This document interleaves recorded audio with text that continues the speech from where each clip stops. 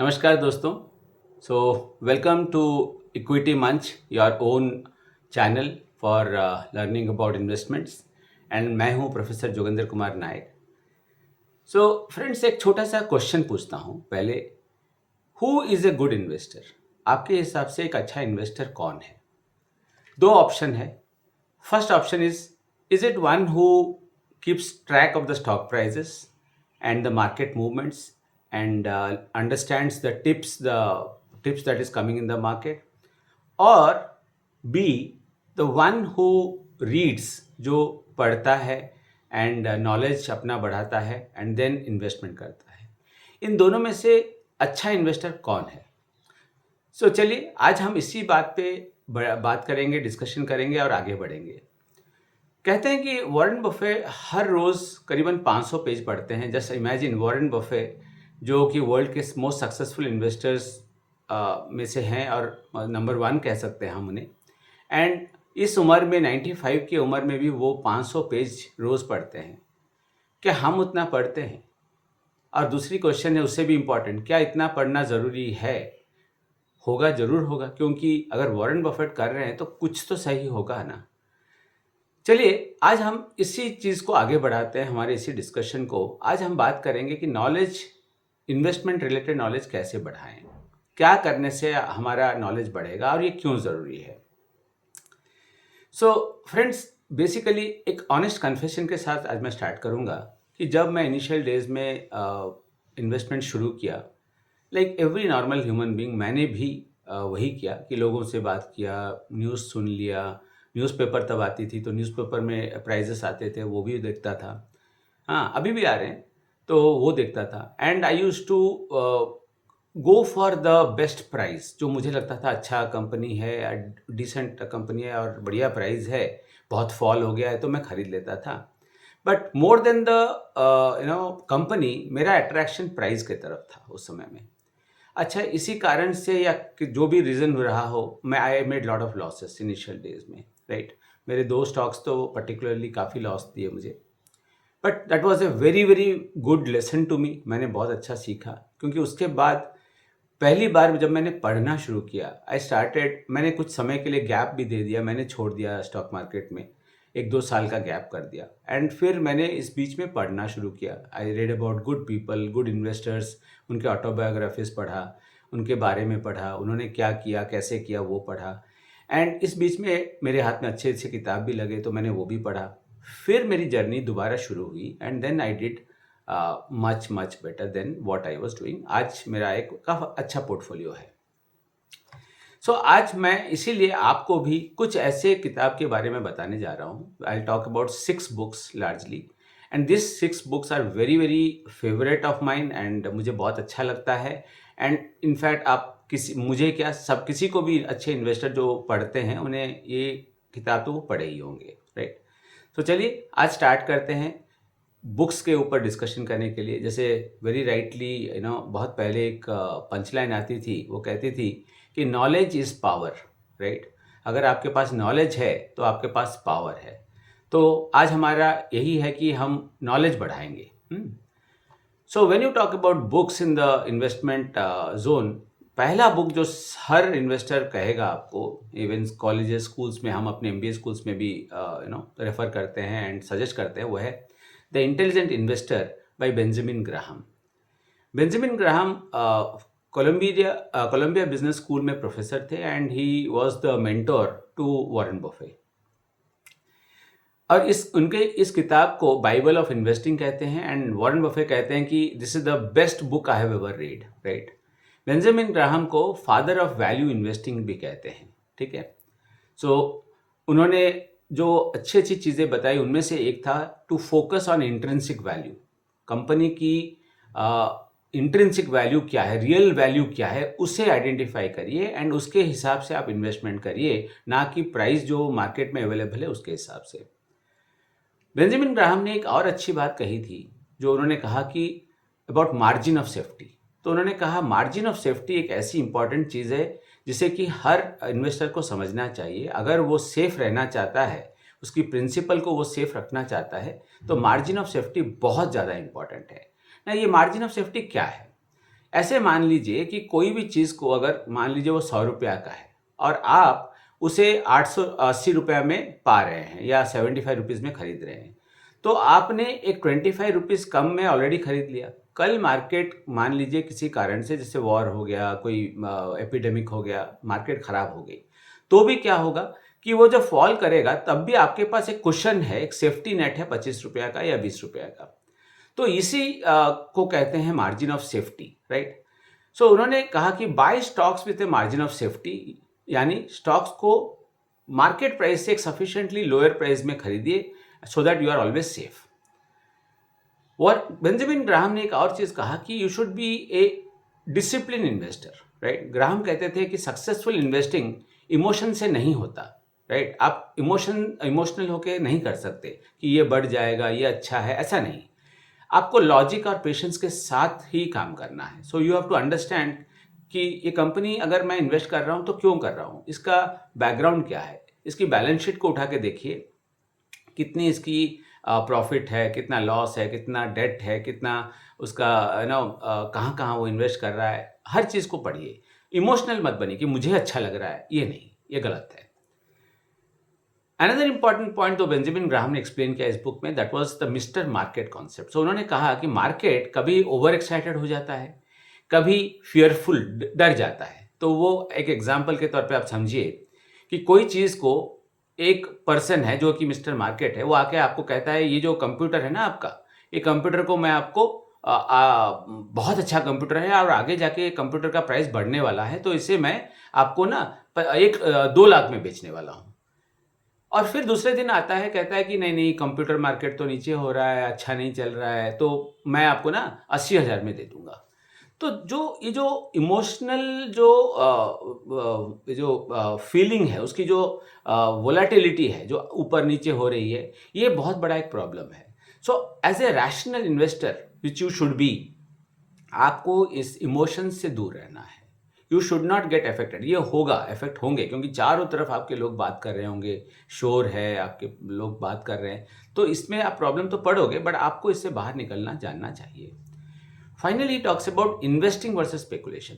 Don't be a speculator, be an investor, right? So Graham कहते हैं कि जो स्पेकुलेटर होता है वो गैम्बलिंग बेसिकली कर रहा है, ठीक है? उसको लगता है, वो कुछ बिना पढ़े वो सोच रहा है और विचार कर रहा है, एंड वो कह रहा है कि ऐसा हो जाएगा। वो स्पेकुलेट करता है, कभी कि ये लॉस होगा तो वो बेच देता है, कभी वो कहता है कि ये बढ़ेगा तो खरीद लेता है, which has no reason, actually कोई सॉलिड ग्राउंड या रीज़न नहीं है। सो वो कहते हैं कि इंस्टेड ऑफ स्पेकुलेटिंग आप इन्वेस्टिंग करिए, आप अच्छे से उसे समझिए और करिए, ठीक है? सो ये रहा आपका पहला बुक, जो कि one of the most popular books, everybody will agree and I am also agree, right? Second book जो मुझे बहुत अच्छा लगता है, I talk about my personal, one of my personal favourites is common stocks and uncommon profits by Philip Fisher. Philip Fisher basically एक बहुत ही popular name है इन्वेस्टिंग वर्ल्ड में। He was a popular investor, author, and he was the pioneer of growth investing. So one of the पहले person, primary person who talked about the concept of growth investing. He suggested people to look for growth investment, and he introduced a method जिसे कहते हैं scuttlebutt method, right? Scuttlebutt method. So ये क्या है ये? So Philip Fisher कहते हैं in the scuttlebutt method, he says कि your investment approach should be to gather first-hand information about a company by talking to its customers, supplier, distributor, former employees, and not only read the financial statements. जैसे हम कहते हैं कि आपको financial statement जरूर पढ़ना चाहिए, फिलिप फिशर उसके साथ ये ऐड कर रहे हैं कि आपको बस पढ़ने से नहीं होगा। उनका जो स्कटलबट मेथड है वो कहता है कि आप मोर देन दैट, आप लोगों से बात करिए, उसके जो कस्टमर से बात करिए, you talk to the suppliers, the distributors, everybody, employ से बात करिए, उनका क्या फीलिंग है about the product, right? So he talks about common stocks and uncommon profits में वो जो मेजर उनका जो लेसन्स है या एडवाइसेस है वो ये है कि he says invest in great businesses. ऐसे कंपनीज चूज करो जिनके प्रोडक्ट्स और मैनेजमेंट बहुत स्ट्रांग है। And second thing he talks about strong management, good leadership is a major reason for the long term success of a company. And आप जानते हो कि मैं भी कई बार कह रहा हूं कि आप स्टॉक नहीं खरीद रहे हो, आप कंपनीज में इन्वेस्ट कर रहे हो। So you are maybe trying to like buying a house, right, buying a plot of land. जैसे हम इसे 1 महीना 2 महीना साल भर के लिए नहीं खरीदते, हम युगो युगो के लिए खरीदते हैं, हम शायद 10 साल 15 साल 50 साल तक के लिए खरीदते हैं घर। वैसे ही स्टॉक मार्केट में आप कंपनीज में इन्वेस्ट करिए।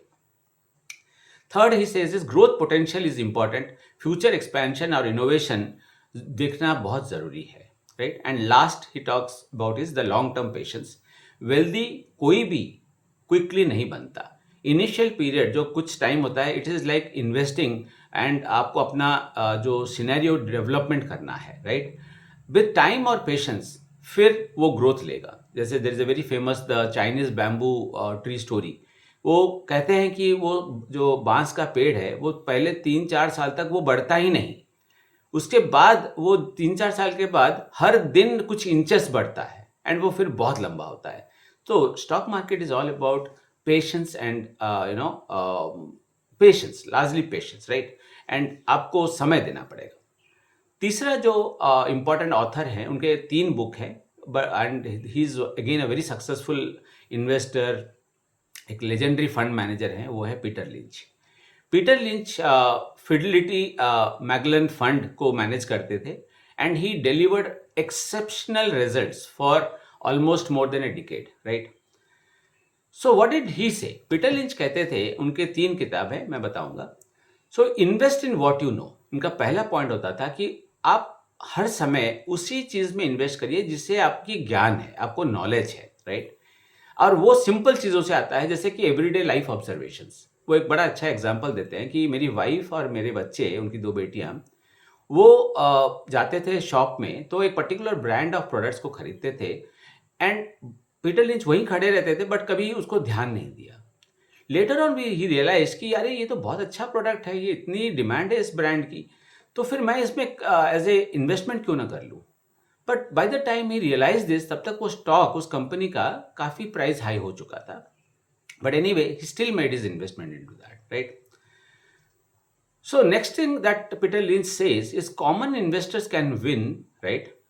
कैसे ना? लिंच बिलीव करते हैं कि ऑर्डिनरी इन्वेस्टर्स भी वॉल स्ट्रीट को बीट कर सकते हैं। जैसे आप इंडिया में कह सकते हैं कि जो कॉमन मैन है, कॉमन इन्वेस्टर है, जिसे बहुत कुछ नहीं पता ऐसे लगता है हमें, बट वो जो पढ़ रहा है, डिसिप्लिन है, वो अपने डिसिप्लिन नॉलेज के दम पे वो कई सक्सेसफुल, जैसे वो फंड मैनेजर्स हैं, उनसे भी आगे जा सकता है। इसमें कोई प्रॉब्लम नहीं है, right. Then he says is growth investing with research. So वो फास्ट ग्रोइंग कंपनीज ढूंढते हैं, एंड बड़ा अच्छे से उसका हेल्थ को अंडरस्टैंड करके फिर उसमें इन्वेस्टमेंट करने की बात करते हैं। And last point that he talks about is the long term thinking. Again the same thing like other investors, Peter lynch भी कहते हैं कि आपको लॉन्ग टर्म सोचना है, शॉर्ट टर्म नहीं करना है। So the key lessons in this one upon the wall street, जो उनका पहला किताब है वन अपॉन वॉल स्ट्रीट, उसमें वो वही कह रहे हैं जो मैंने अभी कहा। So invest in familiar business, जो आप जानते हो। Spot the trends early. जैसे आपको कोई ट्रेंड, जैसे उन्होंने कहा अपनी वाइफ को देखते थे बट नहीं समझ पा रहे थे, आपको वही अर्ली ट्रेंड समझना है, ठीक है। And different types of stocks are there, जो इस बुक में उन्होंने कहा है, जैसे कि fast growing stocks, slow growing stocks, turnarounds, जो कंपनी ने मानो पहले कुछ समय तक खराब चल रहा था बट सडनली वो टर्न अराउंड कर रहा है और उसमें सक्सेस आने लग रहा है। तो ऐसे स्टॉक्स जो पिटे हुए हैं वो फिर बहुत अच्छा करने लगते हैं। And for all this he says research matters, okay. The fourth book which I would suggest is a very popular book. हाँ, इस बीच में मैं आपको 2 किताब और पीटर लिंच के हैं besides One Up on the Wall Street. The other is Beating the Street and Learn to Earn, right? So Beating the Street and Learn to Earn, इस दोनों किताब में उन्होंने कई अच्छे एग्जाम्पल्स स्टॉक एनालिसिस टेक्निक्स के बारे में बताए। उन्होंने ये तक एक एग्जाम्पल उस बुक में मुझे याद है, काफ़ी अच्छा एग्जाम्पल है।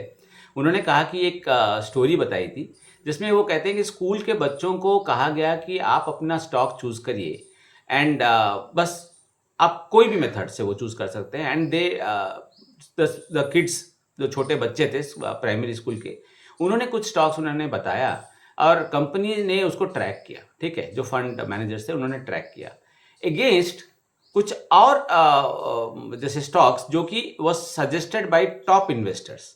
जब कुछ समय के बाद कंपेयर किया गया आफ्टर फ्यू इयर्स, इंटरेस्टिंगली ये देखा गया कि वो जो बच्चे थे उनका स्टॉक्स जो सजेशन था वो बेटर परफॉर्म कर रहा था then the top notch investors के सजेशन से। ठीक है।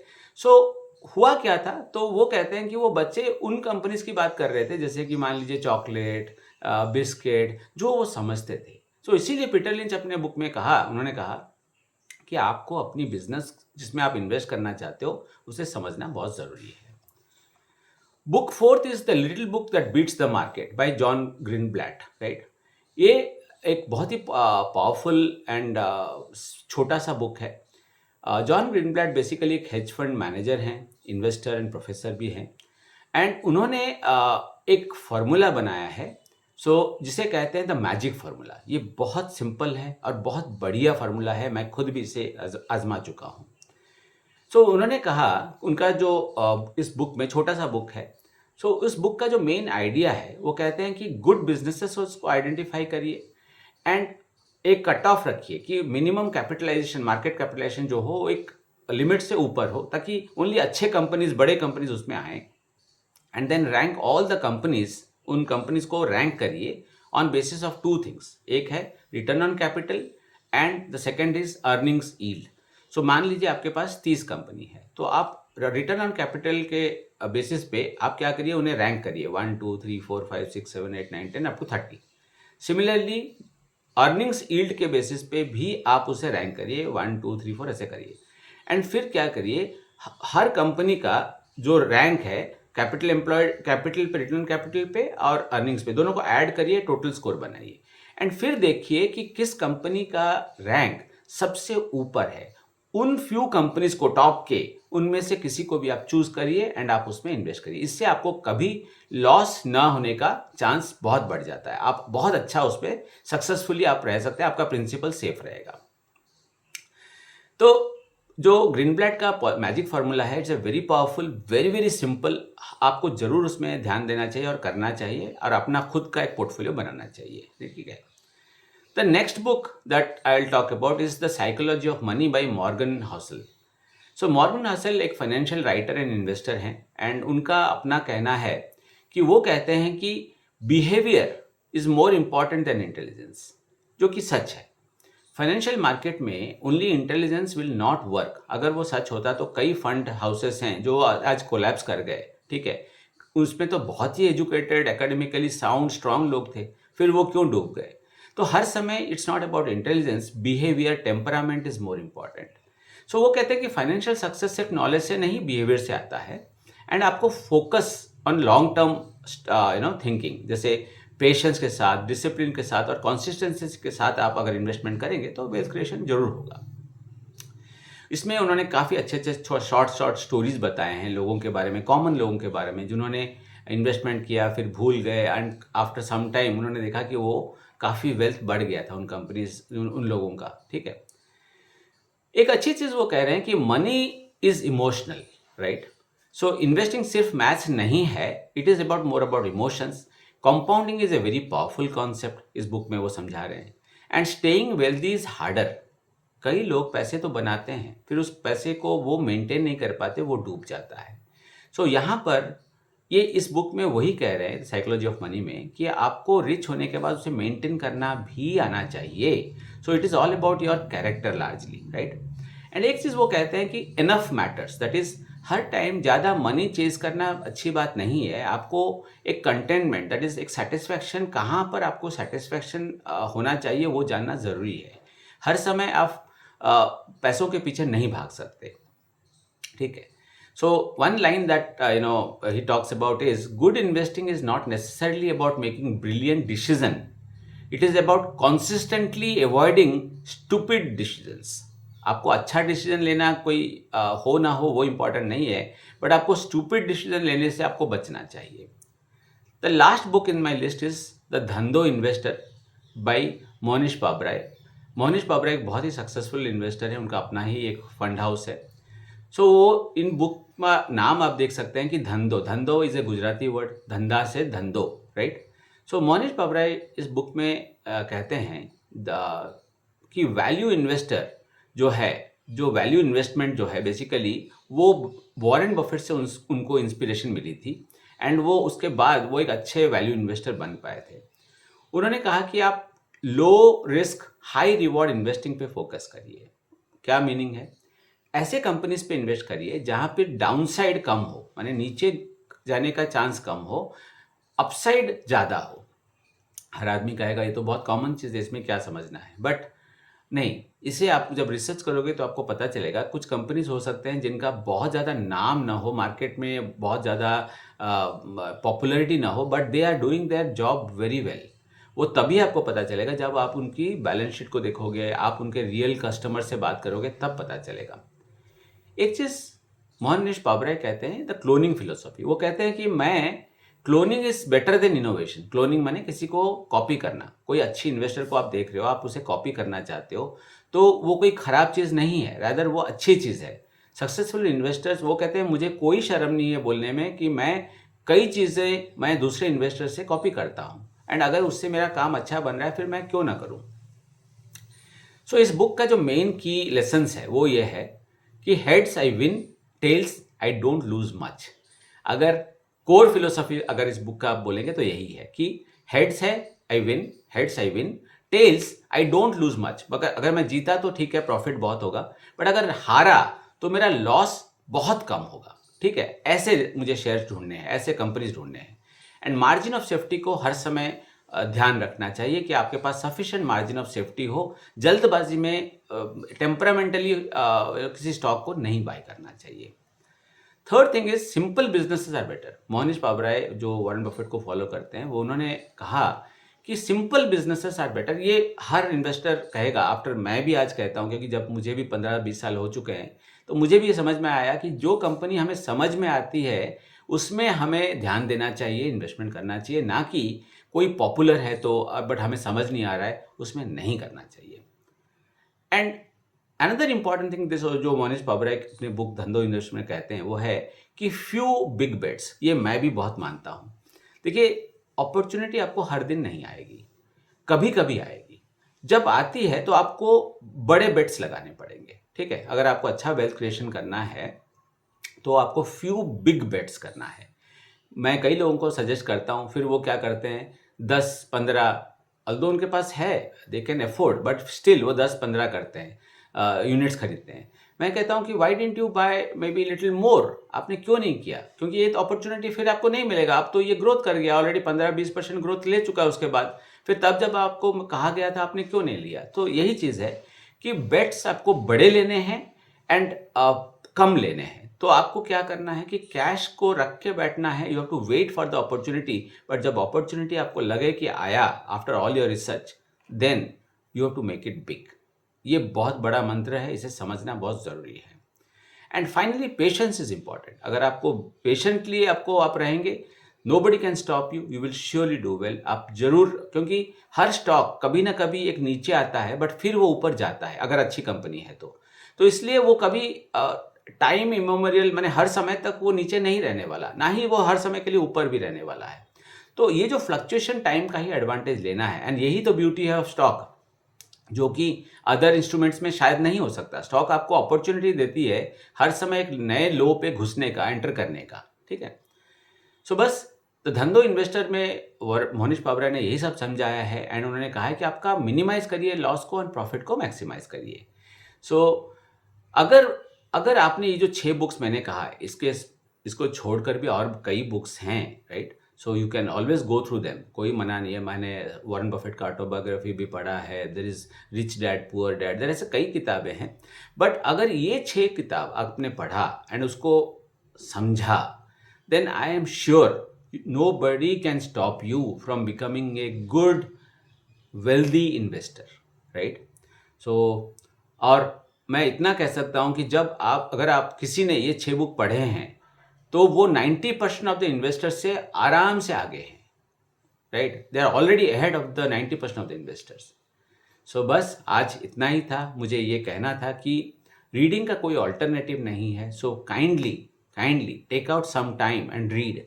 इन्वेस्टमेंट के जल्दी में मत रहिए। इन्वेस्टमेंट फ्यू बिग बेट्स लेना चाहिए हमें लाइफ में, सो वो बेट हम डिसाइड कैसे करें? सो उसके लिए हमें अच्छे से पढ़ना पड़ेगा, स्टॉक को डिसाइड करना पड़ेगा कि which stock, which company, and then once we go in, once we enter, we have to enter in a big way, right? So with this, I will like to wind up my lecture, my discussion here, and we will meet with some other discussion in the next video, right? तब तक आप अच्छे से पढ़िए, investment करिए, and be wealthy investors. Take care and thank you very much. नमस्कार. Bye bye.